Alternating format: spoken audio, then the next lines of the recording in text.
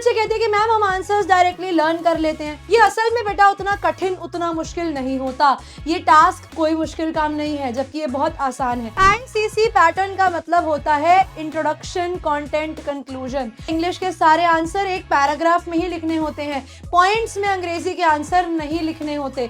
Answer हमेशा past tense में लिखा जाएगा। मैंने डायलॉग ही लिख दिया हरी सिंह का आंसर में, नंबर कट जाएंगे बेटा शॉर्ट तरीके से। Griffin was a lawless scientist. सवाल आगे कि Lencho had a faith in God, explain. Long question दे दिया 4 नंबर का, क्या करोगे? अटक जाओगे। हेलो बच्चों, कैसे हैं आप सभी लोग? तो भाई जैसा कि अब आप लोगों को पता है कि बहुत जल्दी अब हमारा इंग्लिश का एग्जाम आने वाला है ना, जो कि है 7 मार्च को।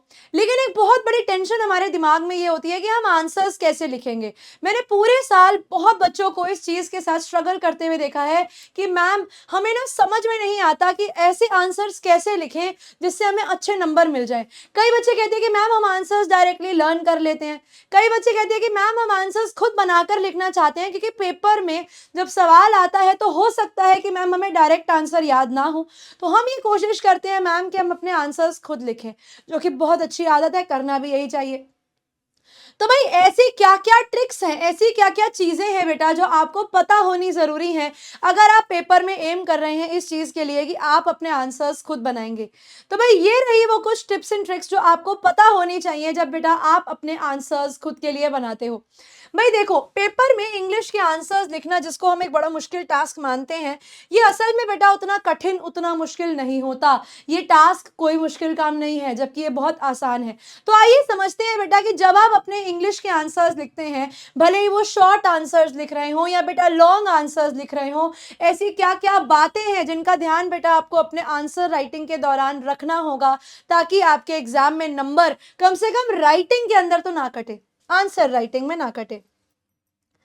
तो भाई देखो, कुछ चीजें, ये कुछ 7 पॉइंट है बेटा। हर आंसर को लिखते हुए बस इन 7 पॉइंट का ध्यान रख लो, आपके आंसर में नंबर नहीं कटेंगे। वो शॉर्ट आंसर हो, वो लॉन्ग आंसर हो, वो राइटिंग स्किल हो, वो कुछ भी हो, क्योंकि बेटा आपके पेपर में 2 पार्ट्स हैं, एमसीक्यू और आपके राइटिंग वाला पार्ट, यानी आंसर लिखने वाला पार्ट। तो बच्चे लिखने वाले पार्ट को फोकस करने के लिए ये रही कुछ टिप्स एंड ट्रिक्स। सबसे पहली बात जो आप लोग अपने आंसर लिखते हुए ध्यान देंगे बेटा, वो है आपका आईसीसी पैटर्न। अब आप सोचेंगे मैम ये आईसीसी पैटर्न क्या है? तो भाई आईसीसी पैटर्न का मतलब होता है इंट्रोडक्शन, कंटेंट, कंक्लूजन। आंसर की शुरुआत करेंगे बेटा एक बहुत अच्छी इंट्रोडक्शन के साथ, स्टोरी के बारे में बताएंगे, कैरेक्टर के बारे में एक लाइन लिखेंगे, फिर देंगे बेटा कंटेंट, यानी सवाल में हमसे जो पूछा गया है वो बताएंगे, मेन कंटेंट आंसर का लिखेंगे। लास्ट में बेटा अपना ओपिनियन हमारा कंक्लूजन के फॉर्म में हम लोग डाल सकते हैं। याद रखना बेटा, इंग्लिश के सारे आंसर एक पैराग्राफ में ही लिखने होते हैं। पॉइंट्स में अंग्रेजी के आंसर नहीं लिखने होते। एक आंसर एक पैराग्राफ के फॉर्म में बनता है, इस चीज को कोई नहीं भूलेगा, वरना पेपर में नंबर कट जाएंगे।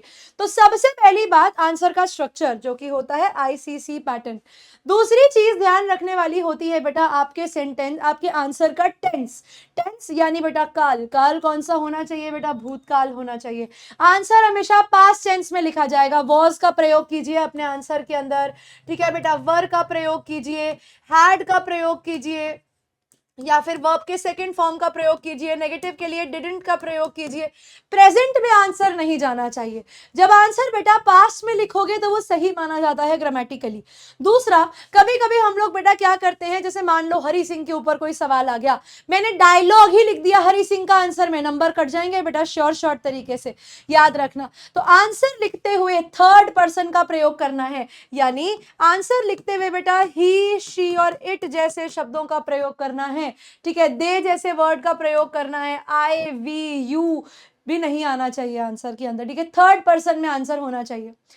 अपने आंसर को 4 चांद लगाने के लिए, अपने आंसर को और बढ़िया बनाने के लिए एक बड़ी इंपॉर्टेंट ट्रिक वो होती है बेटा एडजेक्टिव्स को यूज करना। एडजेक्टिव्स को यूज कैसे करेंगे बेटा? फॉर एग्जांपल मैं आपको बता रही हूँ, ग्रिफिन जो आपका साइंटिस्ट था आपके फुटप्रिंट्स विदाउट फीट चैप्टर में से, जैसे मैंने बोला बेटा Griffin was a lawless scientist, तो मैंने क्या किया, ग्रिफिन के लिए एक वर्ड यूज किया बेटा लॉलेस, ठीक है। लॉ की कमी थी, लॉलेस पर्सन था वो, ठीक है। तो मैंने यहाँ पर लॉलेस वर्ड का इस्तेमाल किया। इसेंट्रिक साइंटिस्ट, ठीक है। और फिर उसको एक्सप्लेन करो। मान लो आपने अपने किसी आंसर के अंदर कोई एडजेक्टिव लिख दिया, तो अब उस एडजेक्टिव को एक्सप्लेन करो। और चिंता मत करो बेटा, जब पढ़ाऊंगी तो सारे चैप्टर्स के important adjectives, important character sketch के वर्ड्स देके जाऊंगी, ठीक है। और आप लोगों की थीम और सब थीम भी है, वो भी मिल जाएगी तुम्हें, सेंट्रल आइडिया भी मिल जाएंगे। टेंशन लेने की बिल्कुल जरूरत नहीं है, बस जो चीज समझा रही हूँ, पढ़ा रही हूँ, उसको याद रखना, ठीक है। सेंट्रल आइडिया, आपको हर चैप्टर का, खास करके बेटा हर पोएम का सेंट्रल आइडिया आना चाहिए। क्योंकि बेटा यूपी में तो सीधा सीधा वो एक सवाल देते हैं आपको, 3 पोएट्री के नाम लिख के दे देंगे और बोलेंगे इनमें से किसी एक का सेंट्रल आइडिया बताओ। या कभी कभी ये भी कर देते हैं बेटा कि कोई सेंट्रल आइडिया देते ही आपको कोई पोएट्री का नाम नहीं देंगे, बोलेंगे अपने सिलेबस में से किसी भी पोएट्री का सेंट्रल आइडिया लिख दो। तो तुम्हें सारी पोएट्री के सेंट्रल आइडियाज आने चाहिए, इनको बेटा डायरेक्ट लर्न करेंगे हम लोग, ठीक है। क्योंकि ये तो सीधा सीधा एक आंसर बनता है बेटा, श्योर श्योर आंसर बनता है, तो ये हम डायरेक्ट लर्न करेंगे। हर चैप्टर के थीम एंड मैसेज, मान लो बेटा अब आप किसी सवाल में अटक गए, मान लो आपको कोई सवाल ही समझ में नहीं आया कि मैम हम इसमें क्या लिखें, तो बेटा आपको हर चैप्टर का सेंट्रल आइडिया, हर चैप्टर की थीम, हर चैप्टर का मैसेज याद होना चाहिए। क्या आपको कुछ नहीं आता उस चैप्टर में से, सवाल आ गया आपका ग्रिफिन जो है वो एक लॉलेस साइंटिस्ट था, एक एसेंट्रिक साइंटिस्ट था। अब आधे बच्चे कहेंगे मैम हमें तो क्वेश्चन ही समझ में नहीं आया कि क्या पूछा, हमसे नहीं हो पाया मैम ये सवाल, तो हम क्या करें, पेपर में सवाल छोड़ा है? नहीं बेटा, पेपर में सवाल को छोड़ना नहीं है। आपको कुछ तो याद होगा उस चैप्टर के बारे में, कुछ चीज याद है, वही लिखा हुआ आंसर के अंदर। टीचर 3 में से 3 नहीं देगी उस आंसर में, 1 तो देगी, 2 नंबर देगी, 1.5 नंबर देगी, कम से कम 3 में से 0 तो नहीं लगेगा ना बेटा, सीधा 3 नंबर आंसर में से कटेंगे तो नहीं। तो इसीलिए सेंट्रल आइडिया, थीम और मैसेज याद करके जाना है, ताकि बेटा पेपर में मान लो कोई सवाल नहीं आता तो कुछ ना कुछ मिलाकर उस चैप्टर के बारे में लिखाएंगे, टीचर को इंप्रेस कर देंगे, टीचर नंबर दे देगी।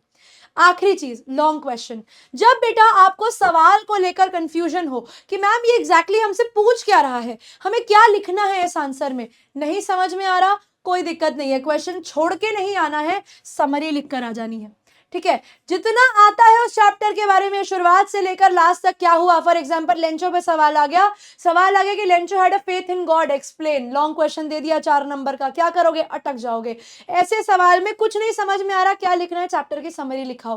तो इससे वही बात बता रही हूं बेटा कि कुछ नंबर तो आपको मिल जाएंगे, कम से कम पूरे नहीं कटेंगे, ठीक है। तो अगर आप लोग अपने आंसर्स को लिखते समय बच्चे इन सब ट्रिक्स का ध्यान रखते हो, शॉर्ट आंसर्स, लॉन्ग आंसर्स को बनाते हुए इन सब ट्रिक्स का बच्चे ध्यान रखते हो, तो आपके एग्जाम के दौरान आपके नंबर नहीं कटेंगे।